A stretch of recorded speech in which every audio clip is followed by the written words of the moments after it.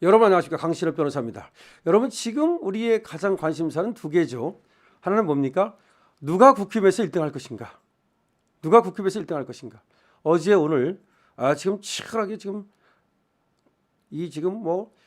각 캠프 4명은 정신없죠. 그리고 지금 홍보 문자 보내고 정말 정신 없을 겁니다. 또 하나의 관심은 이재명 재판이죠. 이재명이 지금 민주당에서 89.77%인가요? 압도적인 그런 어떤 지지를 얻어서 일단은 후보가 됐다고 하는데, 그 도로함이 타버리 될 수 있지 않습니까? 때문에 이재명의 아직 공직선거법 대법원 재판, 이거 초미의 관심사입니다. 두근두근하죠? 이재명은 어떤 생각을 하고 있을까요? 박지원이가 얘기한 건 무조건 무죄다, 그런 얘기 같아요. 자기가 대법원의 정통한 소식통을 통해서 확인을 했다. 그럼 정통한 소식통이 누구냐? 누구누구다, 누구누구다, 이런 얘기가 있는데 그건 아닌 것 같고요. 글쎄 몰래 가르쳐줬다? 대법원에 누가 몰래 가르쳐줬다? 글쎄요. 그거는 여러분들의 생각에 맡기도록 하겠고요. 저는 어떻게 보느냐면은, 그렇게 가르쳐줬을 수도 있지만 이 박지원의 선전선동의 하나의 방법으로 봅니다. 원래 능하잖아요. 그렇게 분위기를 만들어 가는 거죠. 그렇다는 게 아니라 그렇게 되도록 하기 위해서 일종의 심리전을 쓰는 거죠. 게릴라전, 심리전을 쓰는 거죠. 저는 그렇게 봅니다. 그러니까 지금 무죄라는 것이 대법원에서 결정됐다, 말하자면 그렇게 얘기하는 거 아닙니까? 자기가 정통한 소식통을 알아보니까 이미 무죄가 확실하다. 이게 박지원의 얘기잖아요. 그러면 이렇게 오래 갑니까? 이미 무죄가 벌써 오래전에 확인이 됐다는데, 박지원의 말에 따르면 벌써 몇 주 전에 무죄로 정해졌다는 거야. 그럼 이렇게 시간을 끕니까? 그래서 박지원의 말은 무죄라는 게 아니라 무죄를 만들기 위한 하나의 선전선동, 심리전으로 본다. 근데 이재명이도 말이죠. 무슨 말을 했습니까? 걱정하지 않는다. 교통사고 일어나는 걸 걱정하는 것과 같다. 그러니까 만약에 자기가 대법원 사건에 이 걱정을 한다면 그거는 교통사고가 일어날 것을 걱정하는 것 같다. 즉 그만큼 무죄를 확신한다는 말이죠.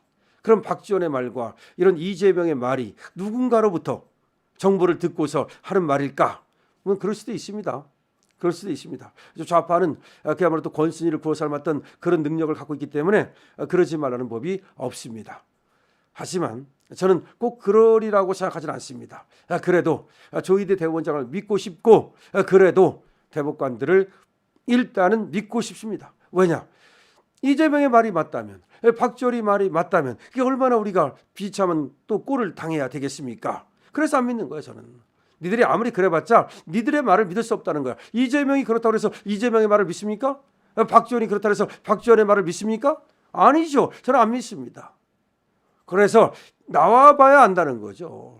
그럼 지금 이재명 사건은 심리가 어디서 어떻게 되고 있는지를 한번 볼까요? 한번 띄워보겠습니다. 내일신문에서 보도를 하고 있는데요.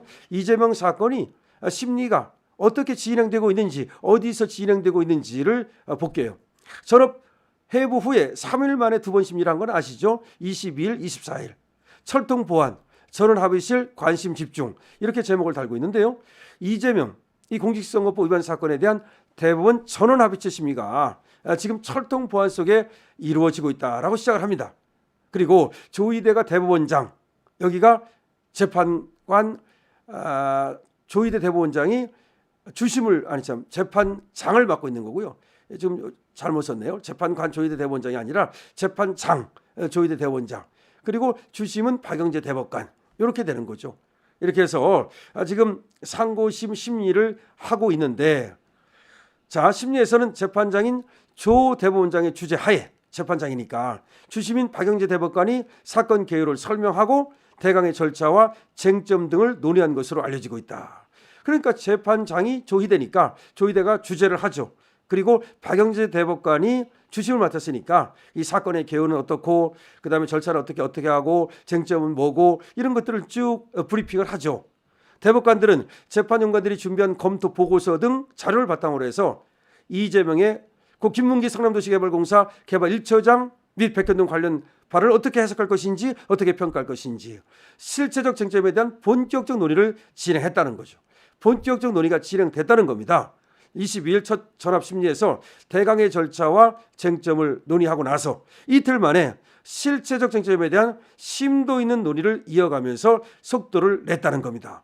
그래서 첫날은 대강의 절차와 쟁점, 그리고 둘째 날은 심도 있는 논의. 그럼 사실상 이미 끝난 거 아니냐. 3일 만에 두 차례 전원합의체 심리를 연 것은 이례적이라는 겁니다. 보통 한 달에 한 번 한다는 겁니다.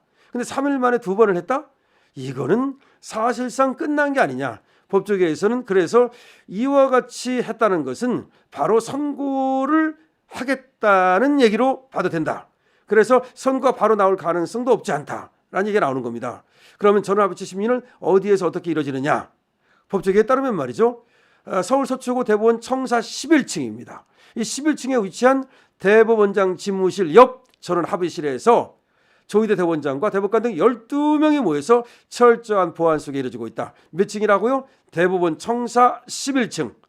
약 34평의 방인데요. 대법원장 집무실과 연결이 돼 있어요. 대법원장 집무실에서 바로 통할 수 있게 돼 있죠. 그럼 대법원장은 집무실에서 문을 열고 바로 들어갈 수 있는 거고요. 그리고 복도 쪽으로 문이 있어가지고 대법관들은 이 문을 이용하고요. 무슨 말인지 알겠죠?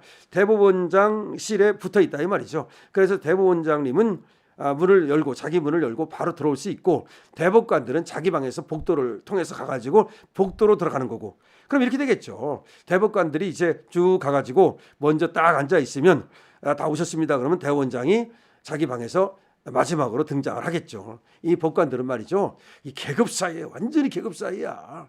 이 여왕벌과 이 꿀벌과 일벌과 거의 그런 사이야. 그렇기 때문에 이 대법원장의 또 의상은 대법관하고 또 다른 거예요. 그러니까 이제 대법관들은 자기 방에서 나와가지고 복도를 거쳐가지고 그 전원합의체 실로 가는 거죠. 11층으로 가는 거죠. 그러면 대법원장님은 딱 대법관들 쫙 와서 앉으면 딱 마지막으로 가서 이제 앉아가지고 그럼 오늘 심리를 시작하겠습니다 이렇게 하겠죠. 뭐 뻔할 뻔치 아닙니까? 자, 그래서 대법원 청사 11층 전원합의실은 약 34평 규모다. 이거 그리고 대법원장실과 연결돼 있다. 합의실에는 가운데 빈 도넛 모양의 원탁이 놓여 있답니다. 원탁. 그러니까 이제 원탁. 이 원탁 중국집에 가면 말이죠. 이 원탁 있잖아요. 그런 식으로 빙 둘러 앉을 수 있게 말이죠. 대법관들은 원탁에 조 대원장을 기준으로 볼 때 선임순으로 가까이 둘러 앉아 사건에 관해 논의한다. 야, 완전히 계급이라니까. 그게 아무 데나 앉는 게 아니야. 아무 데나 가서 편한 데 앉는 게 아니야. 대법원장이 딱 자리에 앉으면 선임순으로 딱딱 이렇게 앉는 거야. 이게 또 참 재밌지 않습니까? 이 법원 있잖아요. 굉장히 이게 우계 질서가 엄정한 곳이에요. 여기가. 그래서 이제 원탁에 둘러 앉아가지고 사건에 가서 논의를 한다는 겁니다. 원탁 옆에는 연단 형태의 발언대가 놓일 때도 있다. 그래서 대법원 재판연구관실을 이끄는 수석 재판연구관 등이 대법관들에게 정리된 내용을 보고를 하거나 설명하는 등 특정한 발표를 할 때 이용한다. 이게 무슨 말입니까? 이제 원탁에는 대법관들이 앉고 그다음에 수석 재판연구관 이런 사람들이 들어와 가지고 이제 대법원하고 대법관들한테 브리핑을 할 때 그런 때 쓰는 연단 형태의 발언대가 있대. 거기 와 가지고 이제 브리핑을 하는 거지. 보고를 하는 거지. 다만 전원합의체 심리 과정에는 대법관 외에 재판연구관은 관여할 수가 없다. 쟁점이 복잡한 사례 등 설명이 필요하다고 판단될 때 아주 예외적으로 들어가는 사례가 있는 것으로 알려져 있다.